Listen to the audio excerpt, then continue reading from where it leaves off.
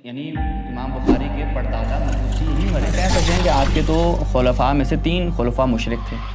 आप कहेंगे नहीं वो इस्लाम कबूल कर लिया था उन्होंने, हम कहेंगे भाई इस्लाम को कबूल कर। इंजीनियर मोहम्मद अली मिर्ज़ा कहता है ये बाबाओं की करामतें बयान करते हैं। अब देखिए बुखारी साहब की भी एक करामत है, ये अपनी किताबों में बयान किया कि इमाम बुखारी के अंदर इन्हिराफ पाया जाता था अहले बैत की निस्बत। हसन बसरी के ज़माने में होते तो लोग हसन बसरी की बजाय इमाम बुखारी की तरफ रुजू करते कि मोहम्मद बिन इस्माइल बुखारी ने फतवा दिया कि अगर 2 बच्चे किसी गाय भैंस का दूध पी लेते जी जी जी जी तो वो दोनों महरम हो जाएंगे, दोनों महरम महरी में इत्तेजाद हो जाएगा। रज़ात अल बुखारी काना फी ए नौ इनहिराफिन अन अहले बैत व मैलिन लिआदा। वो कहता है कि मैं राफदी और जहमी के पीछे नमाज नहीं पढ़ूंगा, लेकिन यहूदी के पीछे नसारा के पीछे मैं नमाज पढ़ लूँगा, इनका ज़बिया भी जायज़।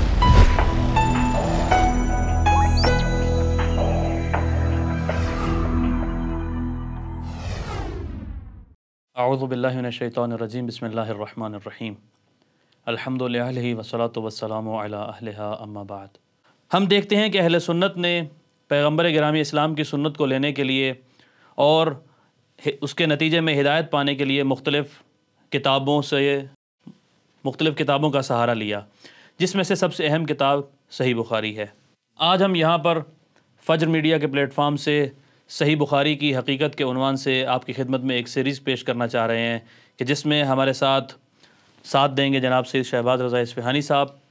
और इस पहली क़िस्म में हम ये जानेंगे कि इमाम बुखारी कौन थे और उनकी किताब के बारे में आशनाई हासिल करेंगे। जी बिस्मिल्लाह आगा। जी बहुत शुक्रिया आगा हसन। सबसे पहले तो तमाम नाज़रीन की खिदमत में अस्सलाम वालेकुम वरहमतुल्लाह। जैसा कि आपने मुकदमे में भी बयान फरमाया कि अहले सुन्नत के यहाँ सही बुखारी निहायत अहम किताब है और इसे किताब बारी ताला के बाद सबसे अहम दर्जा दिया जाता है। तो लिहाजा इस वजह से इसके ऊपर गुफ्तगू करने की निहायत अहम ज़रूरत है कि जिस किताब को आपने दीन का मरकज़ करार दिया है, जिस किताब से आप दीन ले रहे हैं और चाहते हैं कि निजात हासिल कर जाएं, चूँकि ये चीज़ तो शिया सुन्नी के दरमियान इत्तेफाक है कि रसूलुल्लाह ने ये इरशाद फरमाया कि मेरी उम्मत 73 फ़िरक़ों में तकसीम होगी, एक फ़िरका उनमें से जन्नत की तरफ जाएगा। तो लिहाजा हमारे पास कोई ज़्यादा ऑप्शन नहीं है, हम कहें कि हमारे पास बहुत ऑप्शन है, कभी हम चाहें तो अल-काफ़ी के ऊपर अमल कर लें, कभी हम चाहें तो बुखारी के ऊपर अमल कर लें। नहीं, हमारे लिए जो ऑप्शन है वो एक ही है, चूँकि रास्ता निजात का एक है। तो लिहाजा चूँकि बरादरान अहले सुन्नत के यहाँ सही बुखारी के ख़त्म भी होते हैं, सही बुखारी को बहुत ज़्यादा अहमियत दी जाती है, तो इस पर इंशाल्लाह हम गुफ्तगू करेंगे। जो आपने पहला सवाल रखा सही बुखारी का तारुफ़, यानी ख़ुद जो इस किताब के राइटर हैं, मुअल्लिफ़ हैं, उनका तारुफ़ क्या है। तो मैं चाहता हूँ कि इन्हीं की अपनी किताब से, किताब है अत-तादील व तजरीह। किसकी है जी? ये अबू वलीद अल-बाजी, नहायत ही अहम शख्सियत अहले सुन्नत के यहाँ, इनका मुतवफ़ा 474 है। जब हम इसमें जाते हैं हसन भाई तो हम देखते हैं कि इनका यहाँ पे नसब बयान किया गया है मोहम्मद बिन इस्माइल बुखारी। ये कहते हैं कि मोहम्मद बिन इस्माइल बिन इब्राहीम बिन मुगीरा बिन बरदज़बा अल बुखारी अल जुफ़ी बरदज़बा मजूसियुन। ये जो इनका बरदज़बा है, यानी ये कौन सा बनेंगे देखिएगा। मोहम्मद, इनका नाम मोहम्मद है, बाप का नाम इस्माइल, दादा का नाम इब्राहीम, दादा के बाद परदादा का नाम मुगीरा, और परदादा के जो वालिद हैं उन्हें परदादा कहा जाएगा। ऐसा ही है ना, पता नहीं कौन से दादा, यही परदादा आप कर लें तो ये बरदज़बा बन जाएंगे। तो बरदज़बा जो है वो मजूसी थे, यानी इनके परदादा, यानी हम कह सकते हैं कि मोहम्मद बिन इस्माइल बुखारी के परदादा मजूसी थे। वमात अलैहा, वो इसी और वो हालत मजूसियत ही में इस दुनिया से गए। अब बरदज़बा का जो बेटा था मुगीरा बिन बरदज़बा, वो इस्लाम कबूल करता है। नुअमान बुखारी के, वो जो बुखारा का उस वक्त क्या था, वाली था, हाकिम था, उसके हाथ पे ये इस्लाम कबूल करता है। यानी ये भी इब्तदाई तौर पर मजूसी थे और फिर बाद में इस्लाम ले आए। यानी उसका जो मुगैरा का जो बाप था वो तो मजूसी ही मरा, ये भी चूँकि उसी घर में पैदा हुआ तो मजूसी था, लेकिन बाद में इस्लाम ले आया। नहीं, ये यूँ नहीं हम इसको करेंगे। हम ये है कि बरदज़बा चूँकि परदादा मुसलमान नहीं था, मुगीरा मुसलमान हो चुका था, तो लिहाजा पीछे बाकी सब मुसलमान ही पैदा हुए हैं। ठीक है, लेकिन असल क्या है, ये हम क्यों इसको डिस्कस करें, इसकी वजह क्या है, यानी हम क्यों इसको अहमियत दे रहे हैं। एक ताना दिया जाता है सोशल मीडिया पर बड़े बड़े मुफ्तियों की जानिब से। ऐसा नहीं है कि छोटे मोटे लोग गली मोहल्ले की बात कर रहे हों, ऐसा बिल्कुल भी नहीं है, बल्कि इनके बड़े मुफ्तियों से आप सुने, ये ईरानी शिया, ये मजूसी। शिया की असल क्या है? मजूसी। जी बिल्कुल, ये और बड़ा क्या कहते हैं, एक मारूफ ताना है कि तुम लोग तो मजूसी थे, फिर आज भी मजूसी ही आज हो। भी मजूसी हो। तो कहा जाता है शिया की असल मजूसियत है। तो हम इनकी खिदमत में इसी चीज़ के पेश नज़र ये बात अर्ज़ कर रहे हैं कि आपके तो यानी इमाम बुखारी के परदादा मजूसी ही मरे थे, लिहाजा आप ये ताना शिया को दें कि भाई एक शख्स पहले कुछ था, अगर वो बाद में मुसलमान होता है तो आप कहते हैं कि ख़ुद इनके यहाँ रिवायात हैं कि वो पिछले सारे उसके गुनाह माफ़ हो जाते हैं। लेकिन आप क्या करते हैं, शियों को इस चीज़ पर तान करते हैं कि शिया पहले मजूसी थे, लिहाजा आप भी आप कहते हैं शिया मजूसी, शिया मजूसी। तो ये ताना अगर हमें देंगे तो आपके सिहाह सित्ता के मुअल्लिफ़ीन 6 के 6 क्या थे? ईरानी थे, जी बिल्कुल, फ़ारस थे और मजूसी थे। फिर आप इन्हें भी ये कहेंगे मजूसी थे, आप कहेंगे नहीं तो वो मुसलमान हो चुके थे। हम कहेंगे फिर ये जो शिया हैं इनको आप या तो बोले मुसलमान नहीं हैं, ठीक है, या फिर ये मजूसियत का ताना ना दें। इस तरीके से हम कह सकते हैं कि आपके तो खुलफा में से 3 खुलफा मुशरिक थे। आप कहेंगे नहीं वो इस्लाम कबूल कर लिया था उन्होंने, हम कहेंगे भाई इस्लाम को कबूल कर लिया था, लिहाजा उनको मुशरिक कहना दुरुस्त जी बिल्कुल, वही मेयार जो इन्होंने हमारे लिए रखा है, वही मेयार इनकी तरफ पलटा देंगे कि अगर इस तरीके से फ़ैसला किया जाता है तो फिर आइए आप भी अपने बुजुर्गान का इस्लाम साबित कीजिए। जी 194 हिजरी में बुखारी साहब की क्या होती है? विलादत होती है, ठीक है। यानी आप ये कह सकते हैं कि हमारे आइम्मा में से 3-4 आइम्मा के इन्होंने ज़माना पाया है, ठीक है, और इनकी वफ़ात जो है वो तकरीबन 256 हिजरी में होती है गालिबन। इधर से हमारी इमामत का ज़ाहिरी दौर तकरीबन ख़त्म हुआ और इनकी भी ख़त्म होने वाला था, तो ये भी वफ़ात पा गए। अच्छा, अब हम देखते हैं कि बचपन में इनका वालिद फ़ौत हो जाता है, बुखारी साहब का वालिद बचपन में फ़ौत हो जाता है। एक बड़ा दिलचस्प यहाँ पे नुक्ता है, इंजीनियर मोहम्मद अली मिर्ज़ा कहता है ये बाबों की करामतें बयान करते हैं। अब देखिए बुखारी साहब की भी एक करामत है, वो करामत ये है कि इनकी ना बिनाई चली जाती है, नाबीना हो जाते हैं। इनकी वालदा बड़ी गिरिया करती है, बड़ी रोती है। इब्न कसीर दमिश्की और दीगर उलमा ने लिखा इस हवाले से कि इनकी वालदा के ख्वाब में हज़रत इब्राहीम आते हैं। हज़रत इब्राहीम इन्हें बशारत देते हैं कि आप चूँकि बहुत ज़्यादा गिरिया करती हैं, आपका रोना, आपका गिरिया कर, आपकी दुआएं देख के अल्लाह ताला आपको जो है वो अल्लाह ताला ने ये एक इनाम और कराम दिया है और आपकी इस चीज़ को कबूल किया है। मैं आपको बशारत देता हूँ आपके बेटे की बिनाई वापस आ जाएगी। और इमाम बुखारी उसके बाद उनकी आप ये कह सकते हैं कि बिनाई वापस आ जाती है और वो देखने लग जाते हैं। तो ये इनके कराम, यानी ख्वाब से इनको नबी को देख भी लिया और करामत, और ये वो बाबे हैं जिनको इंजीनियर साहब भी कबूल करते हैं। इंजीनियर साहब कहते हैं हमारे बाबे हैं और हमारे बाबों की भी करामतें हैं, लिहाजा उनके बाबों की भी करामतें हैं और करामत भी ऐसी है कि बिनाई जो है वो वापस आ जाती है। तो यहाँ तक ये पहला नुक्ता जो हम इमाम बुखारी के हवाले से बयान करना चाहते थे। उसके बाद अगला नुक्ता ये है कि बुखारी को जो इतनी अहमियत दी जाती है इसकी चंद वजूहात हैं। इसकी वजूहात यानी जो मशहूर की गई कि बुखारी के मुतालिक, जैसा कि इनके अपने ही उलमा ने इसको बयान किया, हम ये चीज़ निहायत वाज़ेह बयान करना चाहते हैं कि इमाम बुखारी इमाम अली अलैहिस्सलाम की खिलाफत के कायल नहीं थे, उनको खलीफा राशिद नहीं मानते थे। अच्छा, हाँ, यानी ये वही उस्मानी तफक्कुर हो जाएगा। उस्मानी तफक्कुर था और उस वक्त ये गालिब तफक्कुर था। और इसके हमें शवाहिद खुद बुखारी से भी मिलते हैं, बुखारी के अलावा इनकी दीगर कुतुब से भी हमें मिलते हैं। लेकिन उससे पहले मैं चाहता हूँ बुखारी की जो किताब की अहमियत है वो मैं आपके सामने रखूँ कि इमाम बुखारी की इस किताब को अहले सुन्नत ने इस कदर बड़ा चढ़ा के पेश किया कि इनके अपने उलमा ने जब बुखारी की तमजीद करने पे आए तो क्या बयान करते हैं। कोई आकर कहता है कि बुखारी ने अगर किसी रिवायत को नकल नहीं किया, बुखारी ने किसी रिवायत को सही नहीं कहा, तो वो रिवायत सही नहीं है। कोई आके कहता है कि भाई बुखारी जो है मोहम्मद बिन इस्माइल बुखारी, मसलन अबू हातिम राज़ी ने आके कहा कि ये मोहम्मद बिन इस्माइल बुखारी आलिम तरीन दाना तरीन शख्स है जिसने इराक़ की तरफ मुसाफरत की। ये अबू हातिम राज़ी, यानी गोया अजम का आलिम तरीन आदमी है ना, दूसरे अल्फाज में कहा जाए तो। तो अब उसके बाद इसहाक बिन राहवे जो इनके यहाँ नहायत जलीलुल कद्र हैं और बहुत बड़े मुहद्दिस हैं, वो कहते हैं कि अगर मोहम्मद बिन इस्माइल बुखारी हसन बसरी के ज़माने में होता, उस वक्त ज़िंदगी गुजार रहा होता, तो जिसका इतना तसल्लुत है, यानी इमाम बुखारी हदीस के हवाले से, शनाख्त हदीस के हवाले से, फ़हम हदीस के हवाले से, तो सब इसकी तरफ मोहताज होते। यानी इमाम बुखारी, ये पहले आप इमाम बुखारी को पहचानें कि आपने इमाम बुखारी को कितना ऊपर लेकर गए हैं। उसके बाद जब हम इसकी नासबियत के हवाले से बात करेंगे तो फिर आपको ये वाज़ेह हो जाएगा कि ये फ़क़त शिया की बात नहीं, हम सुन्नी किताबों से भी रखेंगे कि उन्होंने ये अपनी किताबों में बयान किया कि इमाम बुखारी के अंदर इन्हिराफ पाया जाता था अहले बैत की निस्बत। वो इंशाअल्लाह बयान करें। यानी हसन बसरी के ज़माने में होते तो लोग हसन बसरी की बजाय इमाम बुखारी की तरफ रुजू करते। अली बिन मदीनी ने आके क्या बयान किया, कहा कि मोहम्मद बिन इस्माइल बुखारी जैसा शख्स मैंने नहीं देखा। अच्छा। उन्होंने यहाँ के बयान किया। उसके बाद एक यहाँ पे मैं चाहूँगा कि इसको बयान करूँ क्योंकि इसके पीछे एक वाक़या मख्फी है। नुऐम बिन हम्माद और याकूब बिन इब्राहीम कहते हैं कि मोहम्मद बिन इस्माइल बुखारी क्या कहा, हुवा फ़क़ीह हादिहिल उम्मा, ये इस उम्मत का क्या था, फ़क़ीह था। अब इन फ़क़ीह की हालत देखें कि अहले सुन्नत के यहाँ जो अहनाफ हैं उन्होंने इमाम मोहम्मद बिन इस्माइल बुखारी से ना एक दिलचस्प हिकायत और वाक़या नकल किया कि मोहम्मद बिन इस्माइल बुखारी ने फतवा दिया कि अगर दो बच्चे किसी गाय भैंस का दूध पी लेते जी तो वो दोनों महरम हो जाएंगे, दोनों महरी में इजाद हो जाएगी। रज़ात का ताल्लुक जो है वो कायम हो सरक्सी ने जाए। अपनी किताब अल मबसूत में इसको नकल किया। और उसके अलावा यानी ऐसा नहीं है कि फ़कत अहनाफ ने नकल किया है बल्कि मालिकियों ने भी इसको नकल किया है। और ये ज़बान ज़द आम वाक़या फिर तो पूरा शहर एक दूसरे का बहन भाई बन जाएगा। तो वो इन्होंने ये सवाले से ये फतवा दिया। अब मैं क्योंकि मैंने इसी जेल में बात करूँ कि फ़क़ीह हादिहिल उम्मा, ये उनके फतवे की हालत है। लेकिन तबक़ात फ़ुक़हा की जो किताबें लिखी गई उसमें मोहम्मद बिन इस्माइल बुखारी आपको नज़र नहीं आएगा, चूँकि इनको फ़क़ीह तसव्वुर नहीं किया जाता था कि ये फ़क़ीह हैं। वो फ़क़ीह की हालत इनको निकाल दिया जाता है बाकायदा, यानी बुखारा शहर से निकाल दिया जाता है इसी फतवे की वजह से कि भाई आपने जो फतवा दिया है कि अगर कोई दो बच्चे किसी गाय भैंस के नीचे जाके दूध पी लें वो दोनों बहन भाई हो जाएंगे।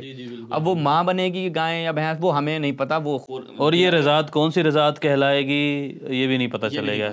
तो लिहाजा मोहम्मद बिन इस्माइल बुखारी की फ़क़ाहत को उलमा तस्लीम नहीं करते। शायद खुद दूध नहीं पीते होंगे ना, इसलिए कि फ़क़ीह, हाँ फ़क़ीह थे या नहीं थे। अलबत्ता आप खैर इस हवाले से कोई हम पाफिशारी नहीं कर रहे कि ये वाक़या जो है वो किस कदर दुरुस्त है। अलबत्ता इनके अपने उलमा ने लिखा है और हमने नकल किया, लेकिन फतवा तो दुरुस्त है, बहरहाल ये मारूफ और मनकूल है इनसे। हाँ, अब उसकी क्या हकीकत है वो उलमा अहले सुन्नत के, चूँकि ये आपस का इख्तलाफ है, अब वो अहनाफ और शवाफ़े के दरमियान जो इख्तलाफ चलता है शुरू से चलता है उसको ये उसी पे हमल करते हैं कि ये उसी इख्तलाफात का नतीजा है कि ये लोग चाहते थे, क्योंकि मोहम्मद बिन इस्माइल बुखारी अबू हनीफ़ा के दुश्मन थे एक तरह। और ये भी एक नुक्ता है, मुहिम नुक्ता होगा और इस पर भी हम कोशिश करेंगे गुफ्तगू करें कि आज जो बरसगीर पाक व हिंद में अहनाफ मौजूद हैं और वो बुखारी करते हैं, पहले तो आइए ये बताइए कि बुखारी कौन से मकतब का था। हाँ, बुखारी साहब जो हैं वो आप ये कह सकते हैं कि अबू हनीफ़ा बिल्कुल पसंद नहीं थे इनको, इसलिए अबू हनीफ़ा के मानने वालों ने आके बुखारी के ऊपर तहजुम किया और ये इनके दरमियान एक बड़ी जंग व जिदाल रही है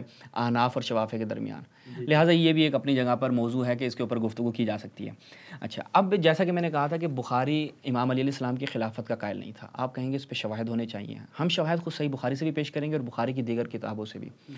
आप देखते हैं कि बुखारी ने मुख्तलिफ़ किताबें लिखी जिसमें से एक तारीख़ सगीर के नाम से है। जब हम तारीख़ सगीर में जाते हैं तो वहाँ पर हमें देखने को मिलता है कि ये हज़रत अबू बकर, उमर, उस्मान उनकी खिलाफत का तज़किरा करते हैं, लेकिन मुलाहज़ा करें इमाम अली अलैहिस्सलाम के हवाले से वहाँ पर उनको स्किप कर जाते हैं। मिसाल के तौर पर तारीख़ सगीर जिल्द नंबर 1 सफ़ा नंबर 57 पर जब ये जाते हैं तो वहाँ पर कहते हैं कि आशा अबू बकर ने ज़िंदगी गुजारी जब वो खलीफा बन गए सनातैन व अशहुरन, यानी 2 साल और कुछ महीने हज़रत अबू बकर ने मनसब खिलाफत को संभाला। उसके बाद कहते हैं कि जनाब उमर आए, उन्होंने क्या किया 10 साल। उसके बाद कहते हैं हज़रत उस्मान आए, उन्होंने 12 साल। फिर कहते हैं कि इसके बाद मुआविया अमीरुल मोमिनीन नहीं है, यानी अमीरुल मोमिनीन का ज़माना बिल्कुल स्किप कर गए और गोया उनको खलीफा ही नहीं मान रहे। अच्छा, आगे चलते हैं तो फिर इसी तारीख़ सगीर में इसी पहली जिल्द में सफ़ा नंबर 118 पे जब जाते हैं तो वहाँ पर फिर ये इसी को बयान करते हैं कि जनाब अबू बकर 2 साल के लिए, जनाब उमर 10 साल के लिए, जनाब उस्मान 12 साल के लिए। और उसके बाद फिर आ जाते हैं, यहाँ पे तवज्जो कीजिएगा, वकानतिल फितना, और कहते हैं कि जो फितना था वो 5 साल के लिए। इसके बाद फितने का ज़माना इमाम अलैहिस्सलाम का नाम नहीं लिया और कहा कि वो उसके बाद फितना शुरू हो गया। यानी गोया इस बात का इकरार किया कि खिलाफत राशिदा नहीं थी, तभी तो फितने का ज़माना। ये अमीरुल मोमिनीन को तस्लीम नहीं करते थे। आज भी कुछ सोशल मीडिया पर अहले सुन्नत उलमा इस अकीदे को बबांगे दोहल बयान कर रहे हैं। हकीकत है इसमें कि अहले सुन्नत के अगर हम चले जाएँ अहमद इब्न हम्बल से पहले, हम ये चैलेंज करते हैं अहले सुन्नत को, अहमद इब्न हम्बल से पहले इनके यहाँ अकीदा-ए तरबी राइज नहीं था, उस वक्त तसलीस राइज था। यानी ये 3 को खुलफाए राशिदीन में समझते थे, अमीर अल-मोमिनीन को बेनुमाने खलीफा राशिद तस्लीम नहीं करते थे और बुखारी उनमें से था। और बुखारी की नासबियत की वजूहात में से एक वजह ये भी है। और इसमें भी ये अपने असहाबुन नबी के पैरोकार हैं कि बाज़ असहाब ने ही एतज़ाल का रास्ता इख्तियार किया और इसको फितना कहकर। इसके शवाहिद हैं बुखारी में, हम पेश करेंगे। उसके बाद आप देखें कि आज तशय्युअ, ये अहम नुक्ता नाज़रीन के लिए हम चाहेंगे कि इस बुखारी को इस इतनी अहमियत दी गई है, इसका नतीजा आप देखते हैं कि आज हमें दाइश देखने को मिल रही है, कहीं पर तंजीम नुसरा देखने को मिल रही है, कहीं पर हमें अलकायदा देखने को मिल रही है। क्यों? क्योंकि उनकी बुनियाद सही बुखारी है। सही बुखारी ने उनके अंदर इस कदर इन्हिराफ पैदा किया, चूँकि ये शख्स खुद मुनहरिफ था। मैं आपके सामने एक इसका हवाला भी रख देता हूँ ताकि ये चीज़ आपके लिए वाज़ेह हो जाए कि हमने जो बुखारी को ये नासबी का उन्वान दे रहे हैं, इसमें हमारी कोई तुंदी नहीं है। हम कतअन जो है वो गैर इल्मी नक़द नहीं करते, ये तशय्युअ की कतअन रविश नहीं रही। अन्नस्ब व नवासिब दिरासतुन तारीख़िया अक़दिया, ये तालीफ़ है बद्रुद्दीन बद्र बिन नासिर बिन मोहम्मद अल अव्वाद, मकतबा दारुल मिनहाज की ये चाप है। इसमें जब हम जाते हैं तो यहाँ पर देखिए कि वो कहते हैं कि नहायत अजीब है। बात अजीब क्या है? वो कहते हैं ये कि अहमद गुमारी, अहले सुन्नत का ये एक पूरा ख़ानदान था, गुमारी पूरा ख़ानदान था, इनके बड़े बेहतरीन मुहक्किकीन आए। वो कहते हैं कि अल बुखारी काना फ़ी ए नौ इन्हिराफ़िन अन अहले बैत व मैलिन लिआदाइहिम। अच्छा, कि बुखारी के अंदर इन्हिराफ़ पाया जाता था। और ये जुमला, ये नाज़रीन आप हमारी पूरी सीरीज़ में हम इसी जुमले पर पाबंद हैं और बुखारी की इसी किताब से साबित करेंगे कि ये जुमला सही है। इन्हिराफ़ अन अहले बैत पहली चीज़, दूसरी व मैलिन लिआदाइहिम, उनके दुश्मनों की तरफ मैलान पाया जाता है, की तरफ बुखारी का मैलान। इंशाल्लाह ये दो मरकज़ होंगे, इसके ऊपर हम आगे चल के हमारी अक्सात आएंगे, इस पर गुफ्तगू करेंगे। और ये जुमला गैर इल्मी नहीं है। तो लिहाजा बुखारी के हवाले से हम इसको क्लोज़ करते हैं, ज़्यादा तफसीली ना हो जाए कि हमने जो बुखारी की नासबियत की बात की। और एक और नुक्ता, जैसे मैंने कहा कि दाइश और ये जो आज कत्ल गारत है और ये जितनी भी तंजीमें बन रही हैं, वो ये देखें कि बुखारी ने अपनी किताब खल्क़ व अफ़आल इबाद में सफ़ा नंबर 13 पर जब आता है, वो कहता है कि मैं राफ़दी और जहमी के पीछे नमाज नहीं पढ़ूंगा। अच्छा। लेकिन यहूदी के पीछे, नसारा के पीछे मैं नमाज पढ़ लूँगा। इनका ज़बीहा भी जायज़ नहीं है, राफ़दियों का ज़बीहा भी जायज़ नहीं है। ये जो आप कहते हैं ना कि तकफ़ीर जो चली है और ये एक जो शिद्दत फैली है, ये बहुत एक खसूसी मखसूस टोला है। ये कहा जाता है कि मखसूस टोला है, मिसाल सिपाही साहबा को आप ले आते हैं, लश्कर जंगवी को ले आते हैं कि इन्होंने ये मुशद्ददाना रवैया अपनाया। नहीं भाई, आपके यहाँ कौन? सही बुखारी, इमाम बुखारी, कुरान मजीद के बाद सबसे सही किताब, इसके अंदर ये चीज़ वाज़े आ रही है। यानी ये इमाम बुखारी आपका लोगों के अंदर तशद्दुद यूँ फैला रहा है कि मैं राफ़ज़ी के पीछे नमाज नहीं पढ़ूंगा, यहूदी के पीछे पढ़ लूँगा।